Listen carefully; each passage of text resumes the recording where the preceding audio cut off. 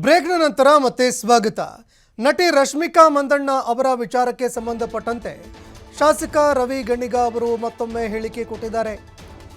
ರಾಜ್ಯದಲ್ಲಿ ನಡೆದಂತಹ ಚಲನಚಿತ್ರೋತ್ಸವಕ್ಕೆ ನಾವು ಆಹ್ವಾನ ಕೊಟ್ಟಿದ್ವಿ, ಆದರೆ ರಶ್ಮಿಕಾ ಮಂದಣ್ಣ ಅವರು ಬರಲಿಲ್ಲ ಅಂತ ಅಸಮಾಧಾನ ವ್ಯಕ್ತಪಡಿಸಿದ್ದೀನಿ.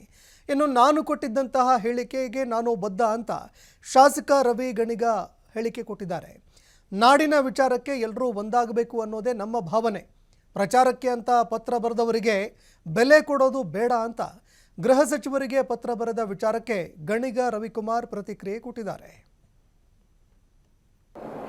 ಯಾರಾದರೂ ಒಬ್ಬ ಜವಾಬ್ದಾರಿಯುತ ವ್ಯಕ್ತಿ ಮಾತಾಡಿದರೆ ಅದಕ್ಕೆ ಮನ್ನಣೆ ಕೊಡ್ಬೋದಾಗಿತ್ತು.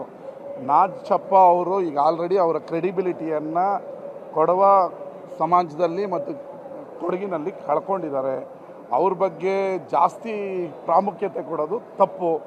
ಅವತ್ತು ನಾನು ಹೇಳಿರೋ ಮಾತಿಗೆ ಈಗಲೂ ಬದ್ಧನಿದ್ದೇನೆ.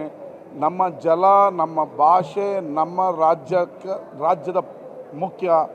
ನಮ್ಮ ವೈಯಕ್ತಿಕ ಹಿತಾಸಕ್ತಿ ಅಲ್ಲ, ರಾಜ್ಯ ಮತ್ತು ದೇಶ ಬಂದಂಥ ಸಂದರ್ಭದಲ್ಲಿ ರಶ್ಮಿಕಾ ಮಂದಣ್ಣವ್ರನ್ನ ಕಳೆದ ಬಾರಿಯ ಅಂತಾರಾಷ್ಟ್ರೀಯ ಚಲನಚಿತ್ರೋತ್ಸವಕ್ಕೆ ನಮ್ಮ ಸರ್ಕಾರದ ವತಿಯಿಂದ ಕರೆದಾಗ ಅವರು ರೆಫ್ಯೂಸ್ ಮಾಡಿರೋದು, ಕನ್ನಡಕ್ಕೆ ಅವರು ಹಲವಾರು ವೇದಿಕೆಗಳಲ್ಲಿ ಕರ್ನಾಟಕದ ಬಗ್ಗೆ ಅವಮಾನಕಾರಿಯಾಗಿ ಮಾತನಾಡಿರೋದನ್ನ ಇವತ್ತೂ ಖಂಡಿಸ್ತೇನೆ.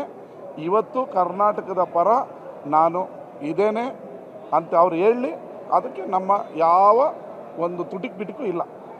ಪ್ರಚಾರಕ್ಕೋಸ್ಕರ ನಾಚಪ್ಪ ಲೆಟ್ರ್ಗಳು ಬರೆದಿರ್ಬೋದು, ಅದಕ್ಕೆಲ್ಲ ಉತ್ತರ ಕೊಟ್ಕೊಂಡು ಹೋಗೋಕ್ಕೆ ಸಮಯ ಇಲ್ಲ. ಕೆಲವರು ಪ್ರಚಾರಕ್ಕೋಸ್ಕರ ಕೆಲವೊಮ್ಮೆ ಈ ರೀತಿ ಎಲ್ಲ ಮಾತಾಡ್ತಾರೆ, ಅದಕ್ಕೆ ಜಾಸ್ತಿ ಮನ್ನಣೆ ಕೊಡುವಂಥ ಅವಶ್ಯಕತೆ ಇಲ್ಲ.